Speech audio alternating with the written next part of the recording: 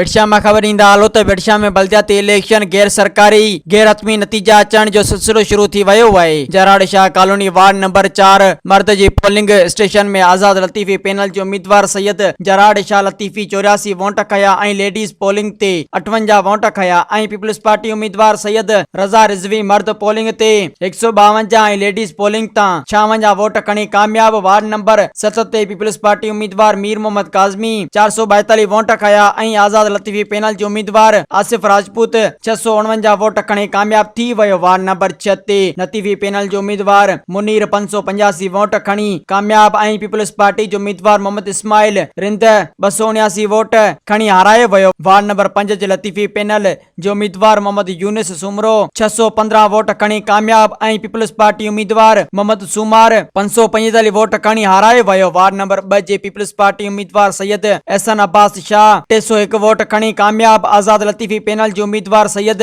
फिदा शाह 74 वोट खया ऐं आजाद उम्मीदवार गुल हसन राजपूत 20 वोट खया। वार्ड नंबर 3 जे पीपल्स पार्टी उम्मीदवार वाजिद मल्ला कामयाब ऐं आजाद लतीफी पैनल जो उम्मीदवार सैयद गदा शाह हारायो वियो। जीअं त पाकिस्तान पीपल्स पार्टी 4 सीटूं खटे वरतियूं ऐं आजाद लतीफी पैनल 2 सीटूं खणी सघी। Soomro 3D wallpaper and PVC panel shop दे रहा है सबसे अच्छी सर्विस, बेहतरीन क्वालिटी के आला मयार वॉलपेपर और सीलिंग खूबसूरत डिजाइन और कलर्स में दस्तयाब है। हर किस्म के PVC वॉलपेपर्स और सीलिंग लगवाने के लिए हमसे राब्ता करें।